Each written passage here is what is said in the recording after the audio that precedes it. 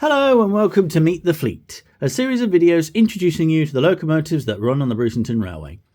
LNER P2 Cock of the North first appeared after construction at the main LNER works at Doncaster in 1934, where the famous Flying Scotsman locomotive had been built 11 years previously.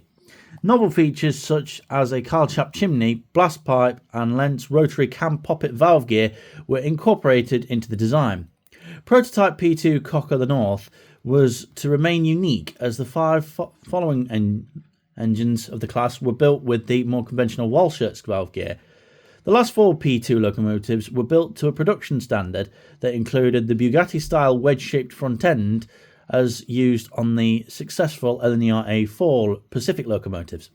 Cock of the North was later rebuilt to this design standard in 1938 and is in this condition that we plan to recreate the locomotive.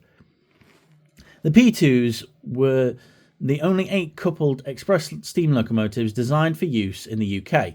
They were designed for the Edinburgh to Aberdeen main line, which was noted for its steep gradients and tight curves. They had sufficient power and adhesive weight to replace the earlier requirement of using 2 smaller engines double-headed. Initially, trials for the locomotive were conducted on the ECML from King's Cross to Doncaster for running-in purposes, before transfer to Scotland and being based at Haymarket, Edinburgh. Sir Nigel Gresley died in office in 1941 during the Second World War, and his successor Edward Thompson was less than enthusiastic about Gresley's locomotive designs, one of his main criticisms being the conjugated 3-cylinder valve gear, which needed frequent attention in the wartime conditions that prevailed. There had also been criticism of the locomotives because they were not ideally suited with their long wheelbase to the difficult route they were designed for.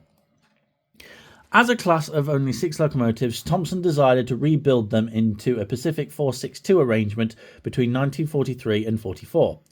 The rebuilds were never a success and they were withdrawn in the late 50s and early 60s and eventually scrapped.